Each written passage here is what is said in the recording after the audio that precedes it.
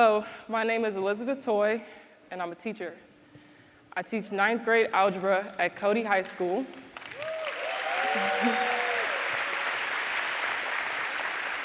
I'm so excited to be here today to talk to you all about teaching, the profession that I love. But first, I have a couple questions for you.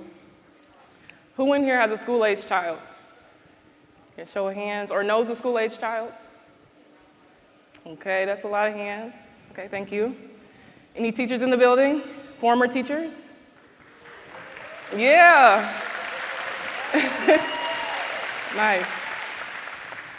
Okay, outside of them, does anyone here know what a teacher does? Oh, I don't think I see any hands.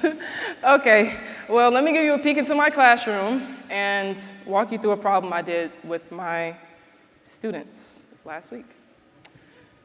So here we have a composite function, and it's illustrated beautifully here to show you that in order to find the final output, you need to evaluate it in a specific order. So if you look closely at the top there, you'll see the first input is -1. So we're going to plug in -1 for x and evaluate from there. So we've got 3 times -1 plus 1. And now following our order of operations, which I know we all know, we multiply first and then we add. So 3 times -1 gets us -3. -3 plus 1 brings us to -2. Okay, now here's the fun part. Instead of plugging in -1 into our second function, we're going to plug in -2. Okay, the output for the first function becomes the input for the second function. So now we have 2 times -2 plus 4. Okay, 2 times -2 brings us to -4 plus 4.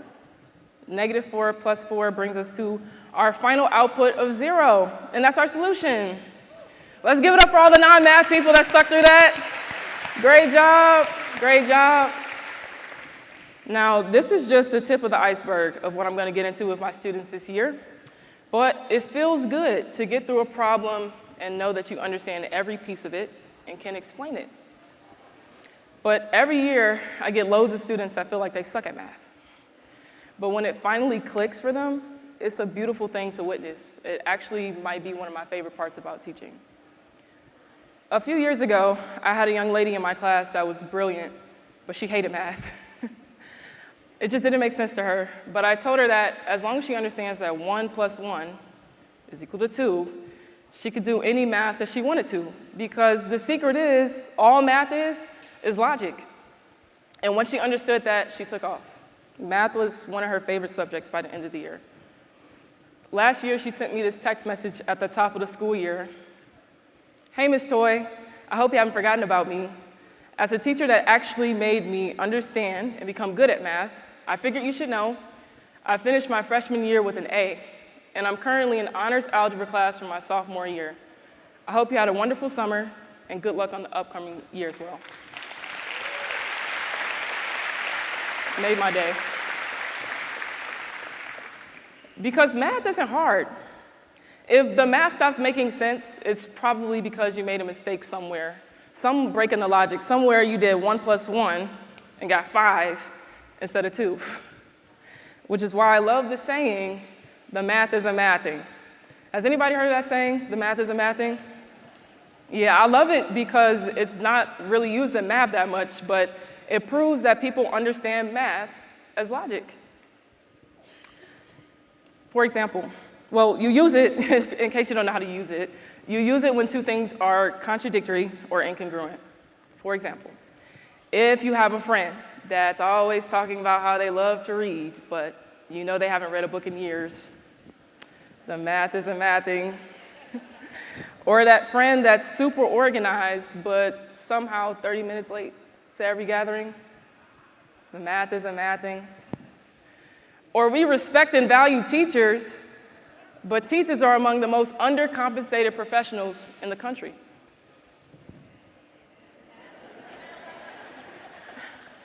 The math is a mathing. Let's talk about it. Teachers in Michigan are chronically underpaid. The average teacher salary in Michigan is a little over $67,000. a little over $67,000. Now, I won't do the math breakdown, but in case you're wondering, that's not a lot, especially considering the cost of living these days. The math isn't mathing. But I'll tell you what does track: the severe teacher shortage in our state. Turns out it's hard to recruit and retain educated professionals when salaries aren't competitive. Who knew? Currently, there aren't enough teachers in Michigan to teach the number of students. With nearly 50% of teachers leaving the profession after 5 years, students are often taught by novice teachers with limited expertise, or in the worst case scenarios, left with long-term substitutes. Just this year, I found out several of my 9th graders didn't have a math teacher for the past 2 years. 2 years. In 7th and 8th grade, they had no math teacher. And until teachers are paid more, I fear that scenarios like this will continue to play out across the state. But for teachers to be paid more, it's going to take everyone caring about it. It can't just be teachers talking about it.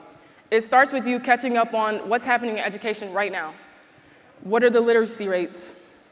What is the math proficiency in your district? How many teacher vacancies are there? It's my hope that you leave here today and you have conversations with your friends and family about the value of education. Consider how education has empowered you. Especially consider the value teachers have added to your life as a student, and for some of you now, even as a parent. Deficits in education affects all of us.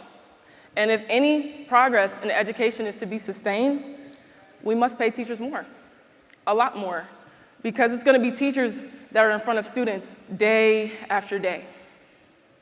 Teaching has to become a profession with competitive salaries that allow teachers access to the same opportunities as other professionals. I dream of a future where teachers aren't working second jobs, where there isn't a shortage of people that want to teach, and where students can look at their teachers every day and see that it pays to be educated. Because there is no future without education. Thank you.